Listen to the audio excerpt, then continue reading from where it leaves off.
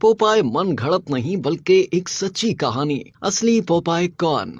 30 की दहाई में मकबूल तरीन कार्टून का सेहरा अपने सर सजाने वाला कार्टून पोपाय दी सेलर मैन एक जीते जागते इंसान की आबीती पर तख्लीक किया गया। पालक का दीवाना पोपाय दी सेलर मैन एक ऐसा कार्टून है जो गुज़िश्ता कई दहाइयों से न सिर्फ बच्चों बल्कि बड़ों के दिलों पर भी राज करता आ रहा है। ये एक ऐसा कार्टून है जिसने एंटरटेनमेंट के साथ साथ अपने नाजरीन को सेहत के हवाले से भी अहम मालूमात मुहैया किए। पोपाय दी सेलर मैन के हीरो का नाम पोपाय रखा गया, जिसको एक ताकतवर मल्लाह दिखाया और इसकी ताकत की असल वजह भी छुपाई नहीं गई, बल्कि कार्टून के हर एपिसोड में जब भी पोपाय की किसी से लड़ाई हो जाती और उसको अपनी बहादुरी का मुजाहरा करना होता तो वो पालक का कैन खोलकर पालक खाता, जिससे उसकी बॉडी फौरन ही चुस्त और तवाना हो जाती और फिर वो तने तनहा हर किस्म के मुखालफिन का मुकाबला कर लेता। पोपाय का सबसे बड़ा दुश्मन ब्लोटो था, जो हर वक्त पोपाय के खिलाफ साजिश बुनता रहता था। ब्लोटो दिखने में पोपाय से कई ज्यादा डेल डोल वाला किरदार था और पोपाय और ब्लोटो के दरमियान दुश्मनी की वजह एक स्याह जुल्फों वाली हसीना थी। दरअसल पोपाय एक दोशीज़ा की मोहब्बत में गिरफ्तार था जिसका नाम ऑलिव ऑयल था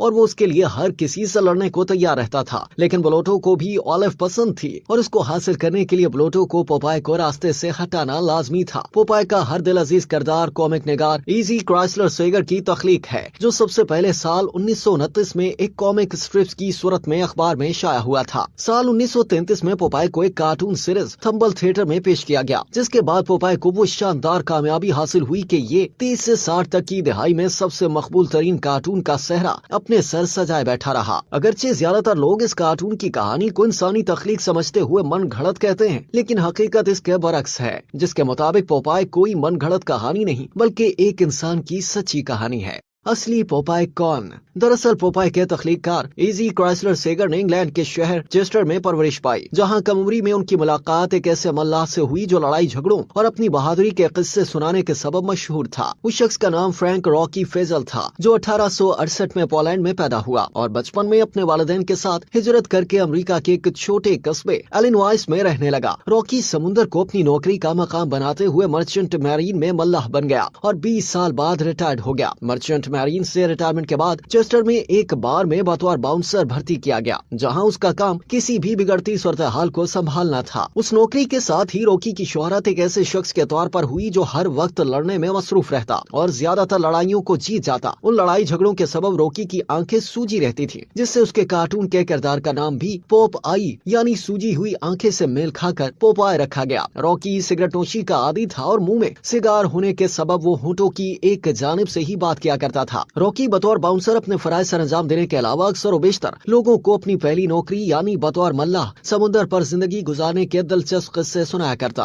इजी क्राइसलर सेगर ने भी अपनी जवानी में रॉकी से उसकी जबानी किस्से सुने थे। कुछ साल बाद सेगर कार्टूनिस्ट बन गया और कॉमिक स्ट्रिप थंबल थिएटर बनाई। इस कॉमिक के लिए सेगर ने रॉकी से इजाजत दी कि क्या रॉकी की जिंदगी पर वो अपना नया कॉमिक कैरेक्टर पोपाय दी सेलर मैन बना सकते हैं। इसको अपने लिए बाइस फख्र समझते हुए रॉकी ने फौरन हाँ कर दी। सिर्फ रॉकी ही नहीं, कार्टून में दिखाया गया ऑलिव का किरदार भी हकीकी है। रॉकी की असल जिंदगी में डोरा पास्कल नामी एक लड़की छोटे से ग्रोसरी स्टोर की मालिकन थी, जिसका हुलिया भी ऑलिव से करीब तर था। सेगर कई सालों तक रॉकी के साथ राब्ते में रहा और पोपाय दी सेलर मैन से कमाए जाने वाले पैसों में से कुछ रकम रॉकी को दिया करता था।